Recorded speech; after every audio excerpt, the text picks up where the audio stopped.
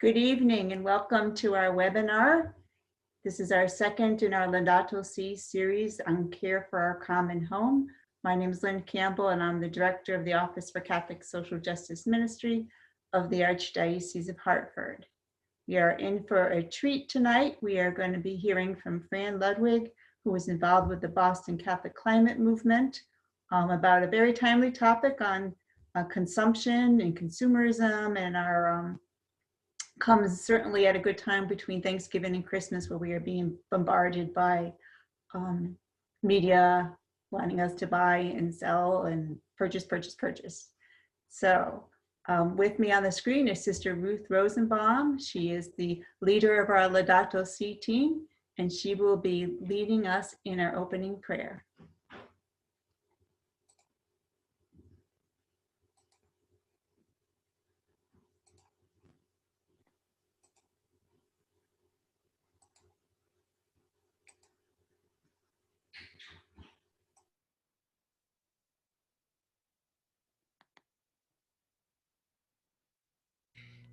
Lynn, I can't see it. It's totally out of proportion to the screen. All-powerful, let us calm our hearts and our minds and enter into the spirit of prayer so that we're opening ourselves to learning and hearing what God is going to be saying to us in Fran's presentation. All-powerful God, you are present in the whole universe and in the smallest of your creatures. You embrace with your tenderness all that exists. Pour out upon us the power of your love, that we may protect life and beauty. Amen. Oh, I'm sorry.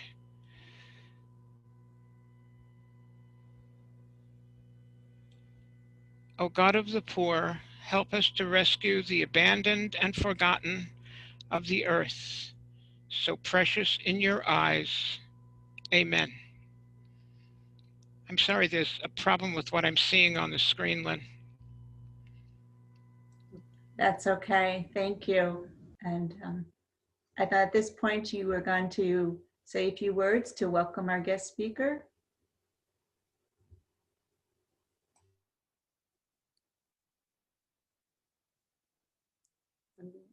Good evening, everybody.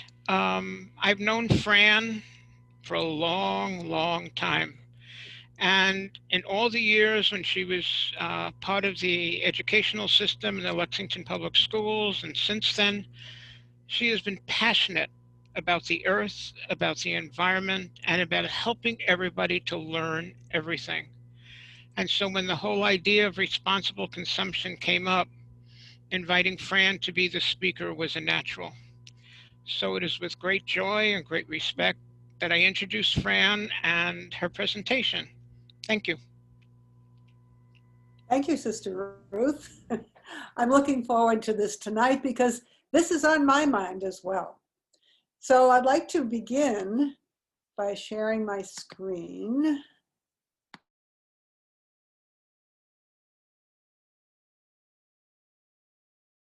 So the title of our talk is Conscious Consumerism, what it means and what you can do about it. And as Pope Francis says, we all know that it's not possible to sustain the present level of consumption. This is from Laudato Si. We have that sense, but do we really feel it? And that's what I'd like to do tonight, is to have us become conscious of what we're doing and then find out what we can do to be conscientious consumers as well as conscious consumers. So let's start by imagining what a God's eye view of the earth would look like. Presto, no boundaries. It's that beautiful blue common home. And if you look and you think about it, all of the 8 million species that live here get everything that they need to survive from this planet, from our planet Earth. They get their air, their water, their food, and in the case of humans, clothing and houses. and gadgets, computers, all kinds of things. Everything that we need to survive is on this planet. That's why we have to take care of it so carefully. And we know that some of the systems of the earth are being strained by what we do.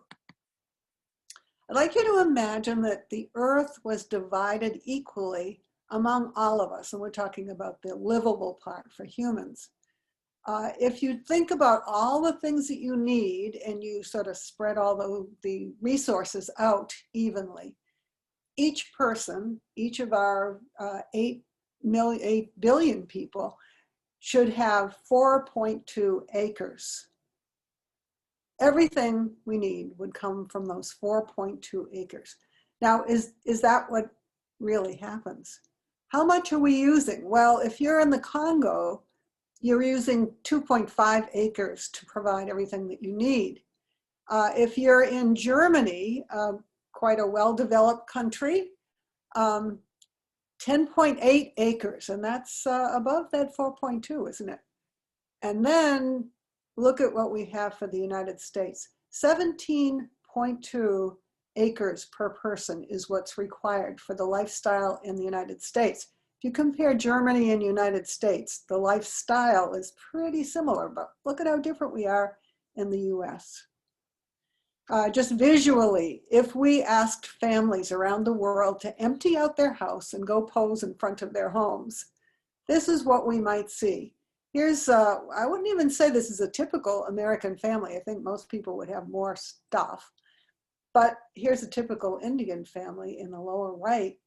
If everybody lived like people in the United States, we would need 5 Earths to supply all of those resources.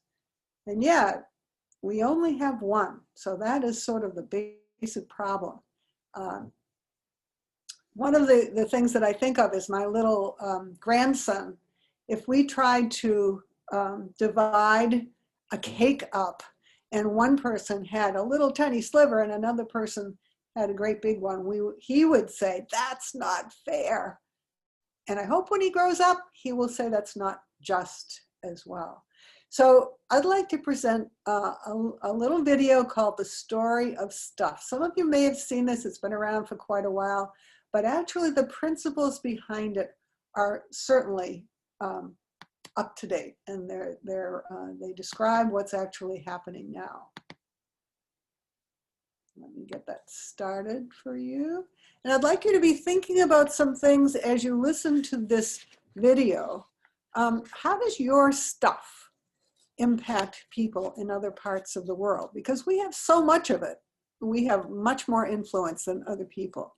And why do people in the US buy and throw away so much more stuff than other people? So just keep those things in mind as we play the video. We're going to skip over some parts, just be prepared. Like this part.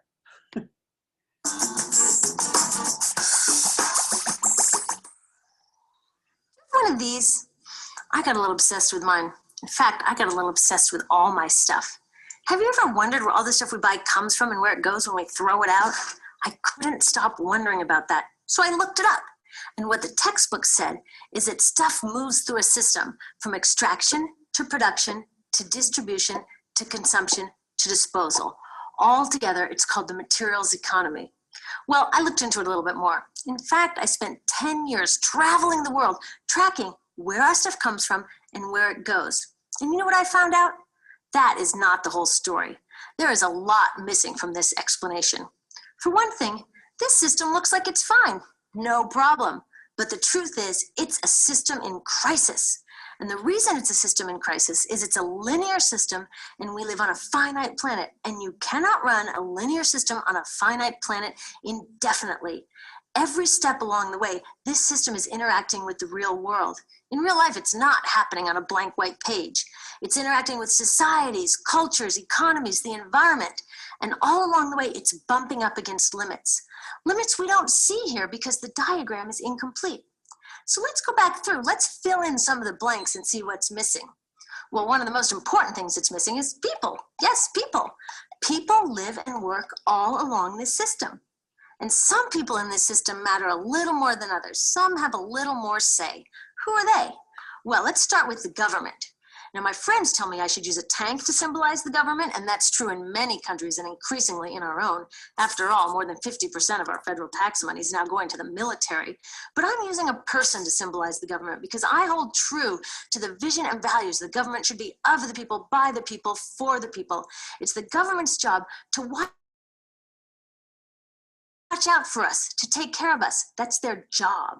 Then along came the corporation. Now, the reason the corporation looks bigger than the government is that the corporation is bigger than the government. Of the 100 largest economies on earth now, 51 are corporations. And as the corporation has grown in size and power, we've seen a little change in the government where they're a little more concerned in making sure everything is working out for those guys than for us. Okay, so let's see what else is missing from this picture. We'll start with extraction, which is a fancy word for natural resource exploitation, which is a fancy word for trashing the planet. What this looks like is we chop down the trees, we blow up mountains to get the metals inside, we use up all the water, and we wipe out the animals. So here we are running up against our first limit. We are running out of resources. We are using too much stuff. Now, I know this can be hard to hear, but it's the truth, so we've got to deal with it. In the past 3 decades alone, 1/3 of the planet's natural resource space has been consumed. Gone. We are cutting and mining and hauling and trashing the place so fast that we're undermining the planet's very ability for people to live here. Where I live in the United States, we have less than 4% of our original forests left. 40% of the waterways have become undrinkable. And our problem is not just that we're using too much stuff, but we're using more than our share. We have 5% of the world's population, but we're using 30% of the world's resources and creating 30% of the world's waste. If everybody consumed at US rates, we would need 3 to 5 planets. And you know what? We've only got 1. So my country's response to this limitation is simply to go take somebody else's. This is the third world, which some would say is another word for our stuff that somehow got on somebody else's land. So what does that look like? The same thing, trashing the place. 75% of global fisheries now are fished at or beyond capacity. 80% of the planet's original forests are gone. In the Amazon alone, we're losing 2,000 trees a minute. That is 7 football fields a minute. And what about the people who live here? Well, according to these guys, they don't own these resources, even if they've been living there for generations. They don't own the means of production, and they're not buying a lot of stuff. And in this system, if you don't own or buy a lot of stuff, you don't have value. So next, the materials move to production. And what happens there is we use energy to mix toxic chemicals in with the natural resources to make toxic contaminated products. There are over 100,000 synthetic chemicals in use in commerce today. Only a handful of them have even been tested for health impacts, and none have been tested for synergistic health impacts. That means when they interact with all the other chemicals we're exposed to every day. So we don't know the full impact on health and the environment of all these toxic chemicals, but we do know one thing: toxics in, toxics out. As long as we keep putting toxics into our industrial production systems, we're going to keep getting toxics in the stuff that we bring into our homes and workplaces and schools. And our bodies. Our bodies. As long as we keep putting toxics into. Hold on.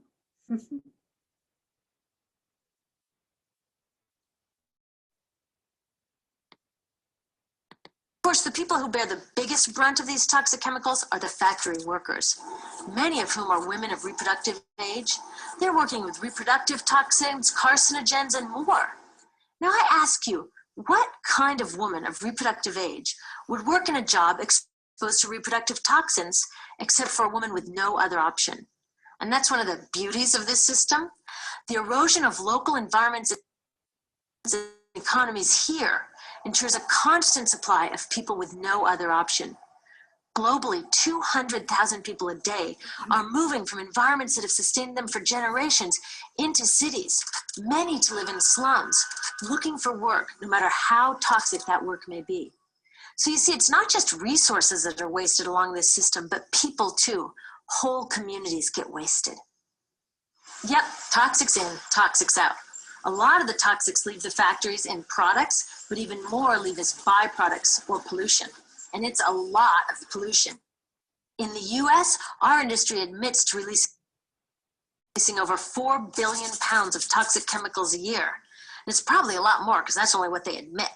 So that's another limit because yuck, who wants to look at and smell 4 billion pounds of toxic chemicals a year? So what do? Move the dirty factories overseas, pollute someone else's land. But surprise, a lot of that pollution is coming right back at us, carried by wind currents. So what happens after all these natural resources are turned into products?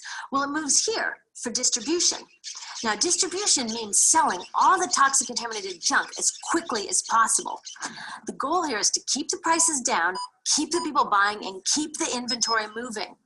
How do they keep the prices down? Well, they don't pay the store workers very much, and they skimp on health insurance every time they can. It's all about externalizing the costs. What that means is that the real costs of making stuff aren't captured in the price. In other words, we aren't paying for the stuff we buy. I was thinking about this the other day. I was walking to work and I wanted to listen to the news, so I popped into a Radio Shack to buy a radio. I found this cute little green radio for $4.99. I was standing there in line to buy this thing and I was thinking, how could $4.99 possibly capture the cost of making this radio and getting it into my hands? The metal was probably mined in South Africa. The petroleum was probably drilled in Iraq. The plastics were probably produced in China. And maybe the whole thing was assembled by some 15-year-old in a maquiladora in Mexico. $4.99 wouldn't even pay the rent for the shelf space it occupied until I came along, let alone part of the staff guy's salary who helped me pick it out, or the multiple ocean cruises and truck rides pieces of this radio went on. That's how I realized I didn't pay for the radio. So who did pay? Well, these people paid with the loss of their natural resource space. These people paid with the loss of their clean air, with increasing asthma and cancer rates. Kids in the Congo paid with their future. 30% of the kids in part of the Congo have dropped out of school to mine coltan, a metal we need for our cheap and disposable electronics. These people even paid by having to cover their own health insurance. All along this system, people pitched in so I could get this radio for $4.99. And none of these contributions are recorded in any accounts book. That's what I mean by the company owners externalize the true cost of production. And that brings us to the golden arrow of consumption. This is the heart of the system, the engine that drives it. It is so important that protecting this arrow has become the top priority for both of these guys. That's why after 9/11, when our country was in shock, and President Bush could have suggested any number of appropriate things, to grieve, to pray, to hope. No, he said to shop, to shop. We have become a nation of consumers. Our primary identity has become that of being consumers, not mothers, teachers, farmers, but consumers. The primary way that our value is measured and demonstrated is by how much we contribute to this arrow, how much we consume. And do we? We shop and shop and shop, keep the materials flowing, and flow they do. Guess what percentage of total materials flow through this system is still in product or use 6 months after their date of sale in North America? 50%? 20? No, 1%. 1. In other words, 99% of the stuff we harvest, mine, process, transport, 99% of the stuff we run through this system is trashed within 6 months. Now, how can we run a planet with that level of materials throughput? It wasn't always like this. The average US person now consumes twice as much as they did 50 years ago. Ask your grandma. In her day, stewardship and resourcefulness and thrift were valued. So how did this happen? Well, it didn't just happen. It was designed. Shortly after World War II, these guys were figuring out how to ramp up the economy. Retailing analyst Victor Lebeau articulated the solution that's become the norm for the whole system. He said, our enormously productive economy demands that we make consumption our way of life, that we convert the buying and use of goods into rituals, that we seek our spiritual satisfaction, our ego satisfaction in consumption. We need things consumed, burned up, replaced, and discarded at an ever-accelerating rate. President Eisenhower's Council of Economic Advisors chairman said that the American economy's ultimate purpose is to produce more consumer goods. More consumer goods? Our ultimate purpose? Not provide health care or education or safe transportation or sustainability or justice? Consumer goods? How did they get us to jump on board this program so enthusiastically? Well, two of their most effective strategies are planned obsolescence and perceived obsolescence. I'm going to stop here and continue, but when I heard that quote, the last quote that she described, where this was all planned, it just a light bulb went off in my head, and I thought, that is outrageous. But the more you think about it, the more you realize that this is really sort of our American way of life, where they have consciously made consumption sort of a yardstick for how successful you are, how sexy you are, how appealing, you know. So we need to be very careful about how we address our relationship with stuff.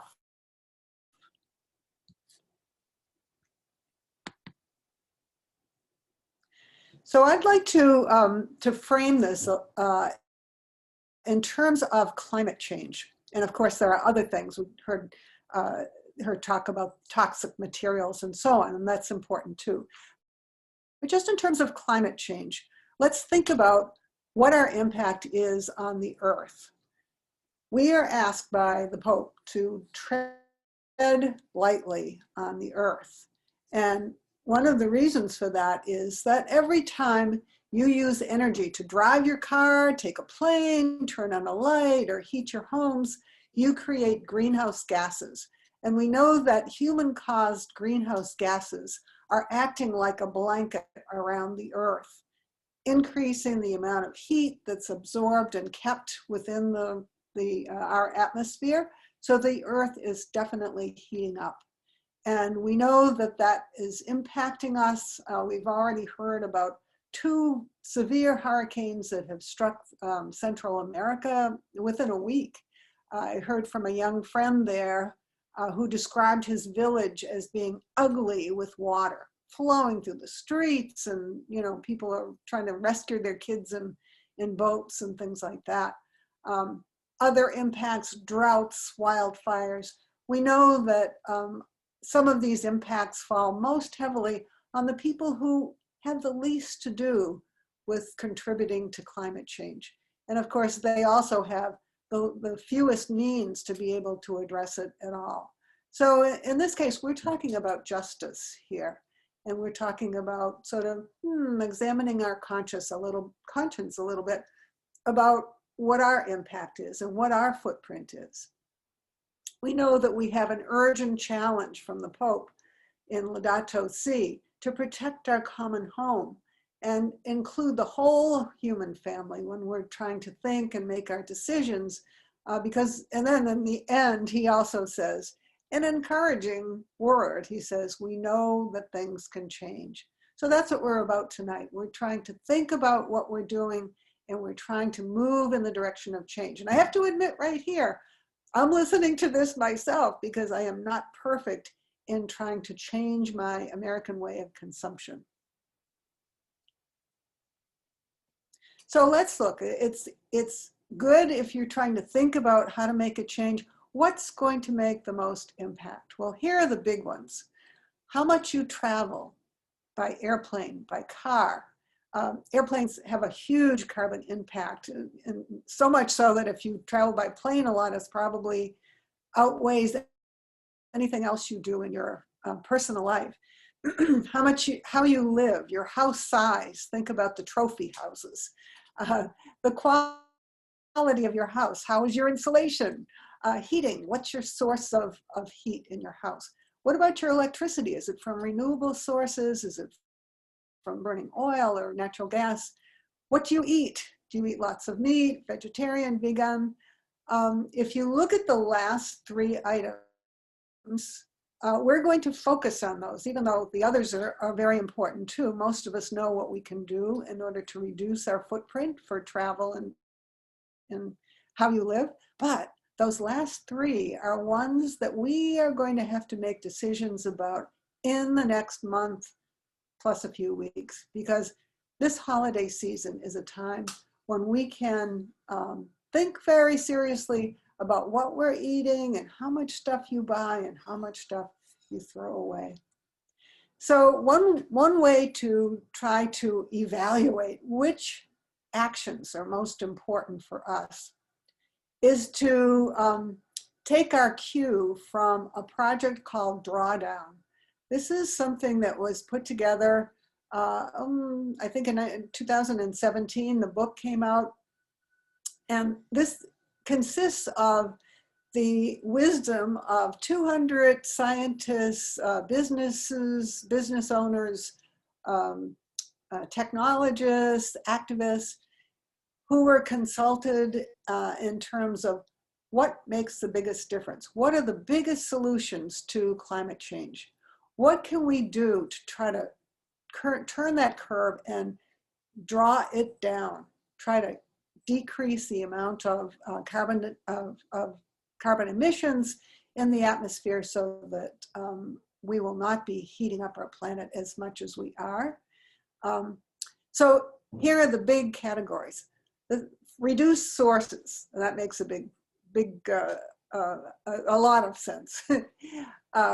If we shift production from of electricity from fossil fuels to renewables, that's going to make a difference. If we improve our efficiency, energy efficiency, that's going to make a difference. But the next one is one that we really can do in our own personal life very easily just by making some decisions. And that is to address the amount of food waste that we have and also to look at what we eat. Some of the other things will be included in industry, transport, et cetera, in terms of what we buy and the kinds of items that we buy. And then number 2, support sinks. Well, that isn't your kitchen sink. That is something called a carbon sink. We want to find ways that we can actually absorb some of this carbon dioxide from the atmosphere. And believe it or not, the way you grow food could make a difference. A shift in agricultural practices really could make a difference. Talk a little bit about that later. So we're thinking about the holidays, and I'm going to ask you if you can kind of reimagine them with the understanding that we are sort of programmed to think of Christmas, especially, as being a consumer holiday rather than a spiritual holiday, even though it sort of goes against our grain. Unfortunately, that's the way it is in many places. So we're going to ask you to do the first thing on this R's. You've heard 3 R's. This is a lot more than 3, but the first one is rethink. So we're going to rethink how much stuff we use. Sometimes less is more. And here we have one guy that says, we help the environment by consuming less. Yay! And the other guy that has all his stuff out in his trash says, we buy lots of green products. So next week, we have our first opportunity to take advantage of how we can reduce our carbon footprint by what we eat and what we throw away. As much as 1/3 of the greenhouse gases that human activity has added to the atmosphere can be attributed to modern agricultural methods. And actually, half of that amount has to do with raising livestock, meat, basically. There we are. This is very American, isn't it? If you think about McDonald's and Arby's and whatever on every corner. Changing how we eat will not be enough on its own to save the planet, but, and this is what a lot of scientists are telling us right now, we cannot save the planet without changing how we eat. And this is as we have our 8 billion people on Earth and more every day. Our population is continuing to grow. We will not be able to sustain people on Earth if we don't change what we eat. Now, how can you do that? And why does it make a difference?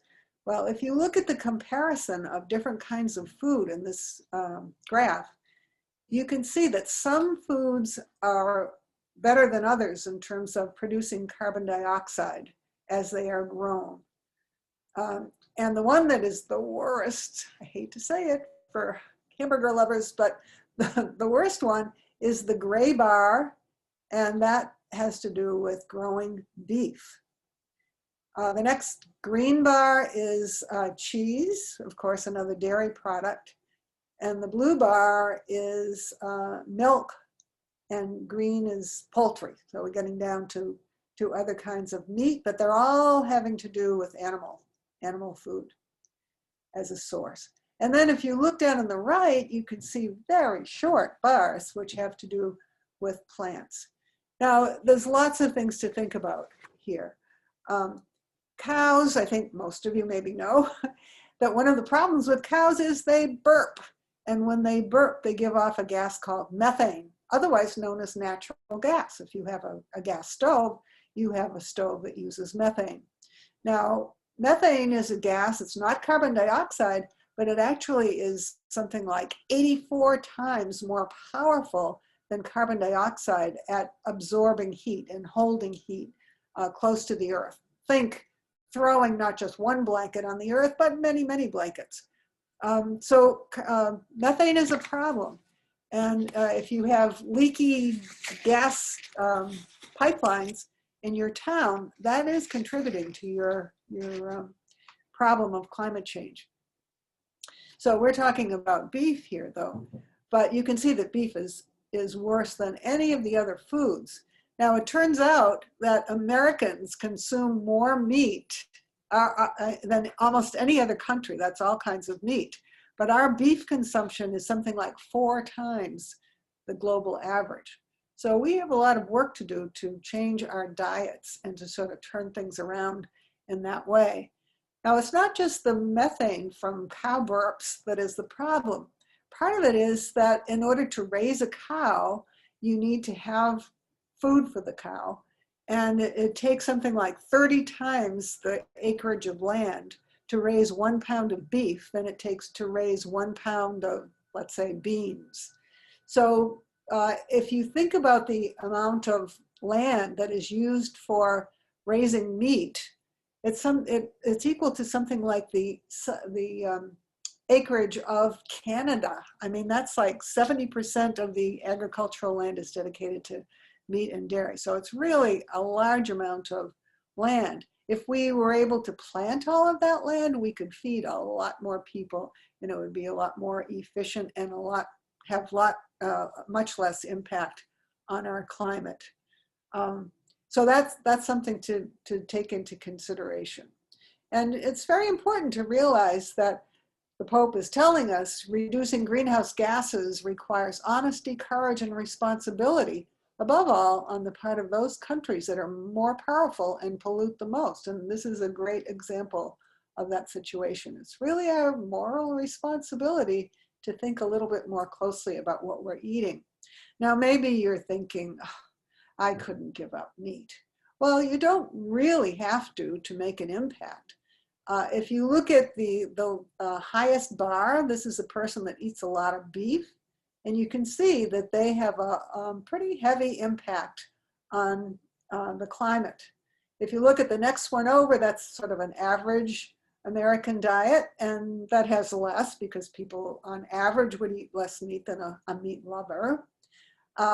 If you did not eat beef at all, or just very occasionally, and did eat other meat, you have far less impact on the environment. And then of course, if you're vegetarian, far less.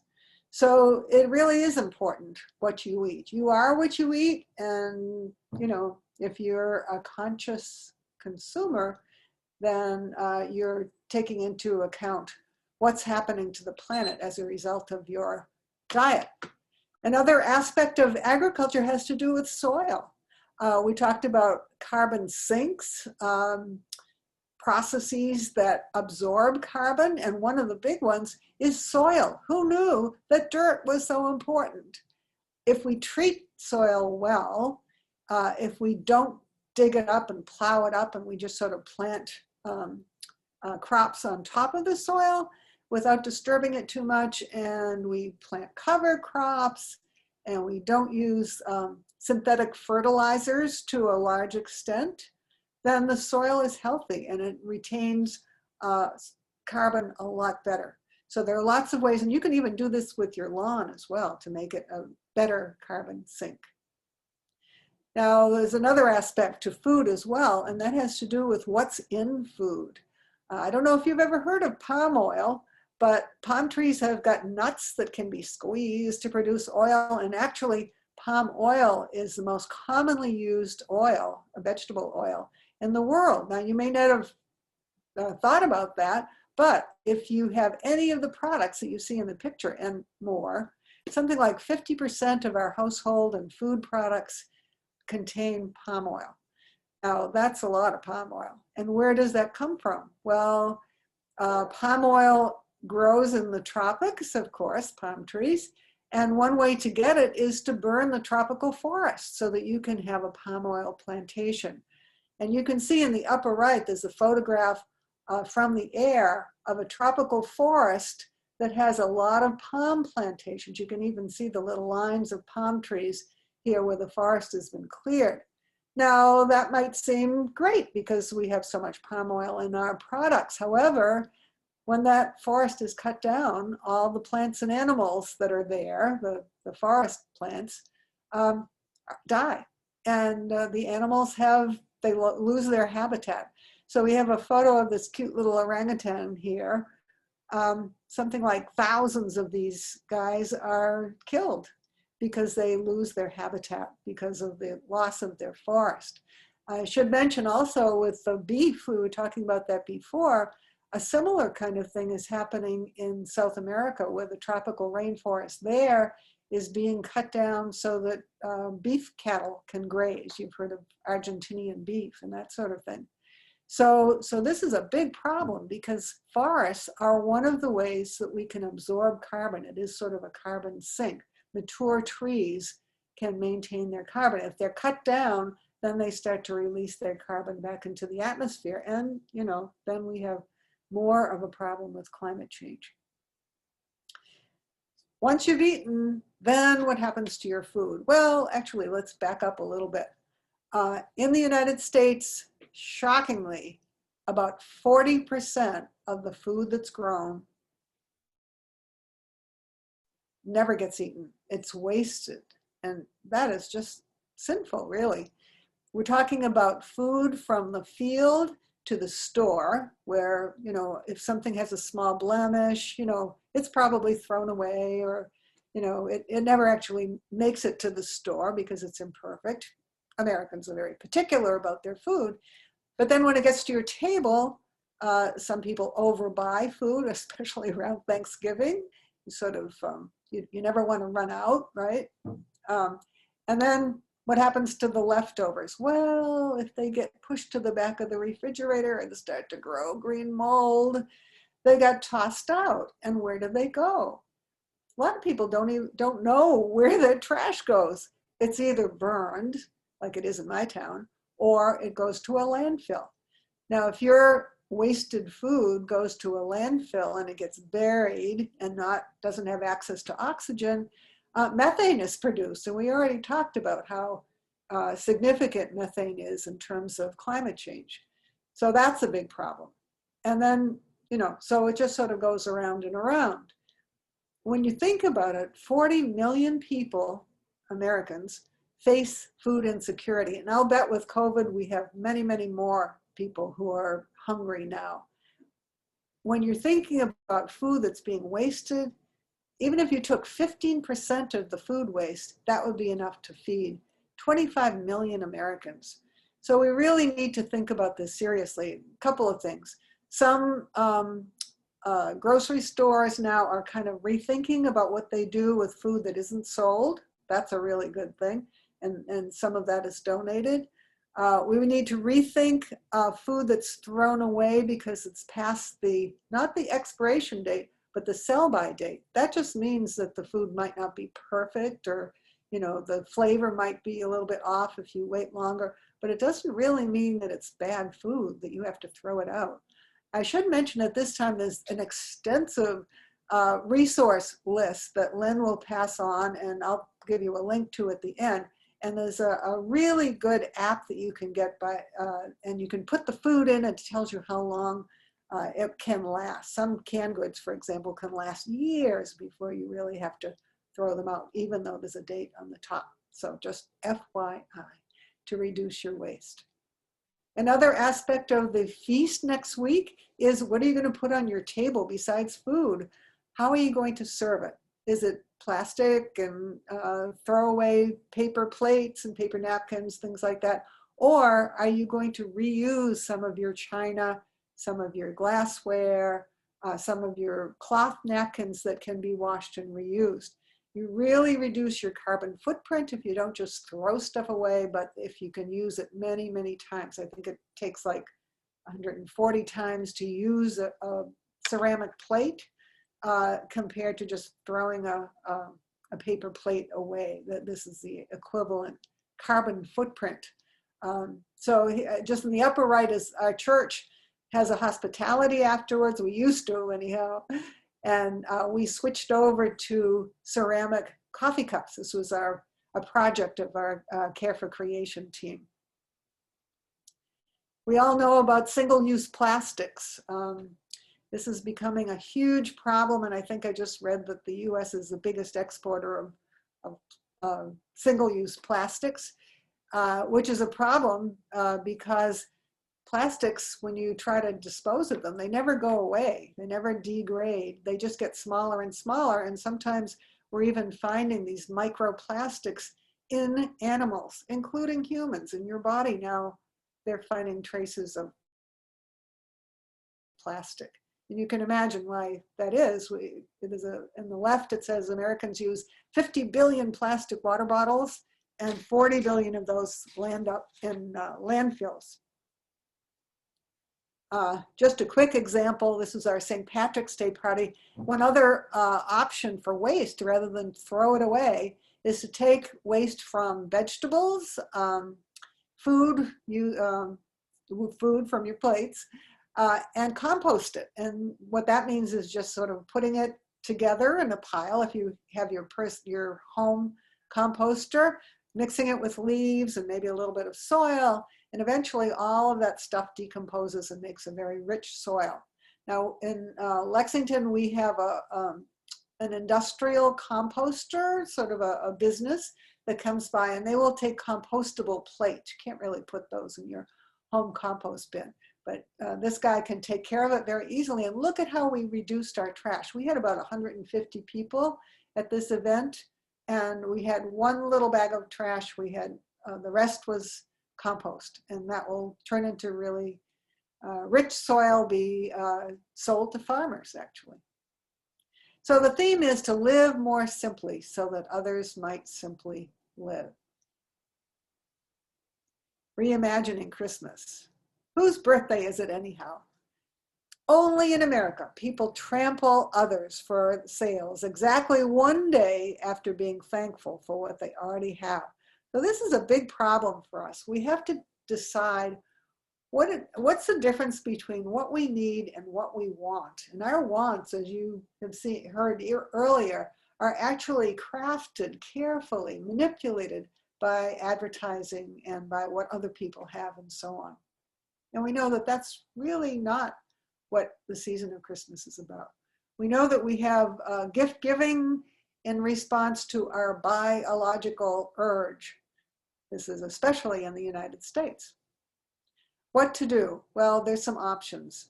There's a wonderful publication called Simplify the Holidays. It has great suggestions for simplifying, for getting away from the stuff and more into the season. And this is from a Center for a New American Dream. This is in your resource list, and I highly recommend it. As an example, why not have a coupon book that you can fill in, and you can decide on experiences that you might give someone for a Christmas present instead of stuff. More fun and less stuff is a catalog that has a whole list of those things as well. So just as an example, you could put a coupon book in for getting rid of all those catalogs that come at Christmas. There's a source that actually will stop those catalogs. That would be a great gift to give somebody who has catalogs stacked up. My husband likes to take coins that have the date, the date that the coin was minted, equivalent to the birth date of our grandchildren, and he gives that as a present. That's something that he already had, so that's a great present.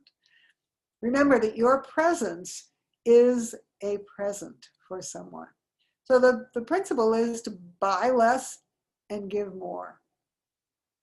And of course, giving more would include giving to people who really need it. I'm thinking these are outreach charities that our parish has something to do with. Habitat for Humanity, Haiti Chapel Schools, and then of course, purchasing your gifts, if you do purchase gifts, through our fair trade fairs. And Sister Ruth is way in the back of this one, but this is at one of her fair trade fairs. So that's always a really good option. The principle is to think before you buy. And these questions that you see are ones that I've got set up on a little card that you can put with your credit card. So you can look at the resource list and find this. But if you're thinking to buy something for someone, do they really need it? Or do you think they'd really love it? It's not to say that you never buy anything, but think about these things before you buy. The resources that went into it, renewable, non-toxic, etc. Lots of questions here. Who made it? Were they treated well, fairly compensated? Can I recycle it, or can someone else reuse it when I'm done? Every dollar you spend is a statement about the kind of world you want and the quality of life that you value. Just a couple of other quick things, because I think our time is getting short. There's a link here, which is, again, is in your resource list about the carbon footprint of your gifts. The second one is one that you may not have thought of, but it has to do with how shipping has a carbon footprint as well. And when you're ordering things online, you have to think about that. So do you want something overnight, in which case it has to come on a plane, an airplane, which has a big carbon footprint? Or do you want it to come in a truck to your house individually? Or are you willing to wait a few days and have your stuff delivered on a particular day with a lot of other people, a lot of other packages? You know, just think about that as you do order things. And then of course, the best thing is to buy local, because that not only does that help you, but it also helps local businesses, just like the fair trade items. It's a gift that gives twice, actually. Once to you, once to the people you're giving it to, and also to the person who made the item. So we're suggesting that you take control of your spending, refuse to be pressured by advertising. Another idea, a lot of people decide how they're going to celebrate Christmas at Thanksgiving. And some families agree to draw names for Secret Santa gifts rather than give a gift to everybody. Do it in a Secret Santa version. Sometimes people can re-gift. I gave the example of my husband that gives some coins from his coin collection. That way it saves energy because you're not buying new stuff. And there's lots of other ideas. We know that period between Thanksgiving and New Year's Day, American household waste increases by more than 25%. Some of that is wrapping paper, so get creative. Don't buy wrapping paper. Think of some interesting things, fabric or funnies. The funnies are a good source of wrapping paper. Also think a little bit about what's happening to electronics when people discard them. If you look in the middle right, you'll see what people look like in the first world. When they recycle electronics, they take them apart and so on. They have the hazmat suits on, but a lot of that stuff goes overseas. And here's this poor little kid burning plastic insulation off of wires so that he can get the copper. And that really is very bad. A lot of toxic stuff that he's breathing. So we need to think about what happens to our stuff afterwards. Even with recycling, we know that a lot of our recyclables aren't being accepted by third world right now, and they're just stacking up. So the best thing is to not have to recycle things in the first place. So a simpler Christmas, what does it provide? More freedom and joy, less stress and debt. It builds relationships rather than acquiring more stuff. Promotes justice by using only our fair share and helping others in need.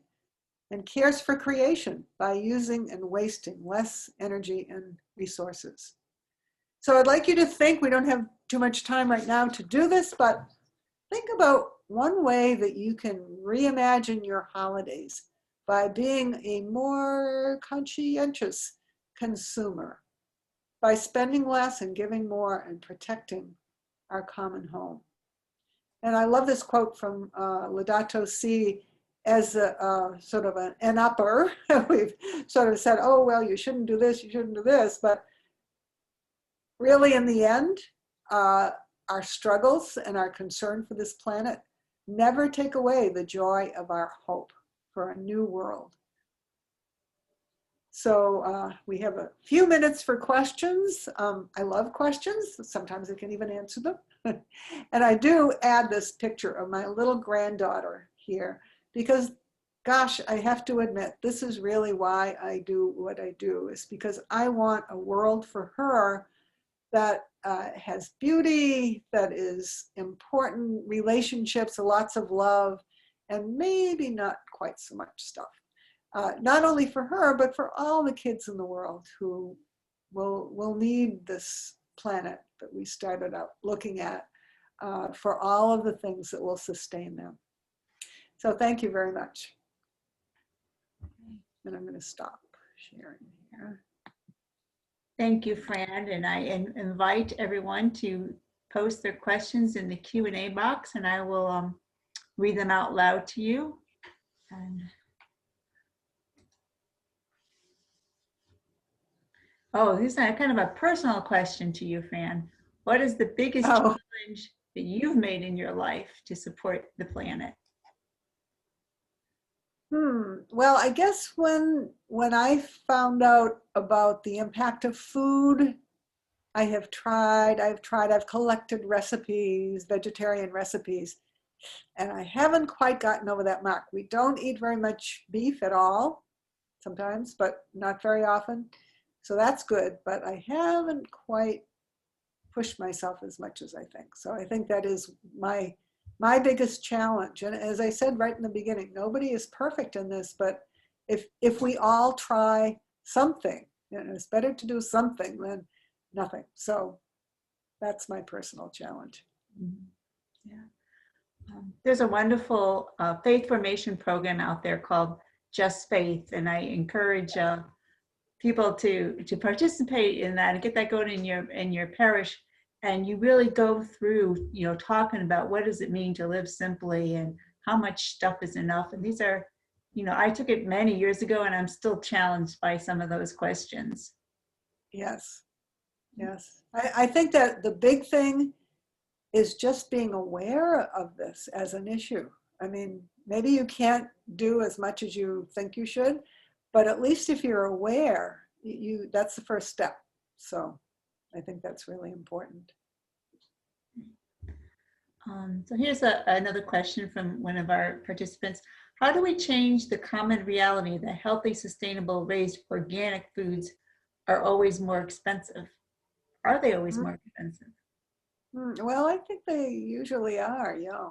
That is important. And I think when we were talking about the soil, that the organic practices in raising food are better for the soil too. So in the long run, I think that's something that is important. But I think more and more people are buying organic food. However, people who are living in poverty, that's not an option for them. So in some cities, neighborhoods have gotten together and they started to raise their own food in empty lots. So, that's a good piece of progress. I don't think everybody can do that, but yeah, that's the whole issue of food deserts in inner cities. Yeah. Just a couple of comments that are coming up. Are you familiar at all with regenerative agriculture? Regenerative agriculture, yeah, that's what we were talking about, is where you restore the soil and you improve. I was surprised to hear this term, the health of the soil, but actually there's legislation in a whole number of states. I think I checked Connecticut and I didn't see Connecticut, but a lot of states are actually have legislation where some of these practices are being encouraged, and they're, you know, educational outreach opportunities for farmers to learn these processes. Yeah. And some of them actually involve raising meat animals, where you know, they rotate the animals and so on, and the manure goes back into the soil. And really, you know, one of the things is talking about trying to imitate the cycles of nature where nothing is wasted. And that form of agriculture, they use animal waste to restore the soil, and then, you know, the animals eat the plants that are in the soil. So yeah, that idea of cycles rather than just the one way that we saw in this story of stuff. She pointed out you cannot keep using and using and using and using on a finite planet. Okay. So one last question here. I know you're going to be, I'll be sharing your resource page, but someone had mentioned a documentary called Kiss the Ground. And I'm wondering, if you have any other documentaries or films you would like to share with us? Yeah, I haven't seen that, but I've heard a lot of people talk about it, and there's a little trailer that you can just Google it and you can bring it up. But I think they talk about regenerative agriculture. Another one that we've enjoyed is called The Symphony of Soil. And again, it goes through, you know, how important soil is and so on. Food Inc. is kind of an eye-opener in terms of raising animals and the impact that that has on the earth. I guess those are the ones that come to mind. Thank you. Well, thank you again for spending this time with us. Certainly gave us all a lot to think about before the holidays, for sure. And, you know, we didn't have time to ask people to put something in the chat, but I hope that everyone can leave with just thinking about, you know, what one thing that we can do over the holiday season to make a little difference. All right. Yes, and I'll look forward to the rest of the presentations in your series too. Yes, so our next, we're taking a break in December, and then the next presentation will be in January, and I believe Sister Ruth will be back for that, and we'll be talking about money again, but a little bit different. Instead of spending it, it's how, you know, how do we invest it, and how can we put our money to good use. And we are continuing our racism webinar series in December, so look for that announcement too. That will be on December 9th about racism in the healthcare system, and we certainly know all these issues are all kind of interconnected, for sure. So this time I'm going to share my screen and invite Sister Ruth to close us in prayer, and thank you again, Fran, for joining us. You're welcome.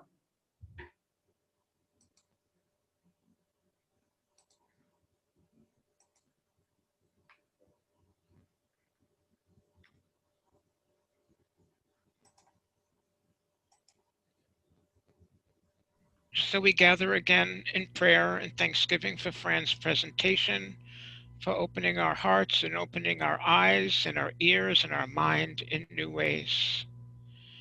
And so together we pray, bring healing to our lives, that we may protect the world and not prey on it, that we may sow beauty, not pollution and destruction. Touch the hearts of those who look only for gain at the expense of the poor and the earth. Teach us to discover the worth of each thing, to be filled with awe and contemplation, to recognize that we are profoundly united with each creature. Encourage us, we pray, in our struggle for justice, love, and peace. Amen. Amen. We wish you all a very nice Thanksgiving. Thanks, Lynn.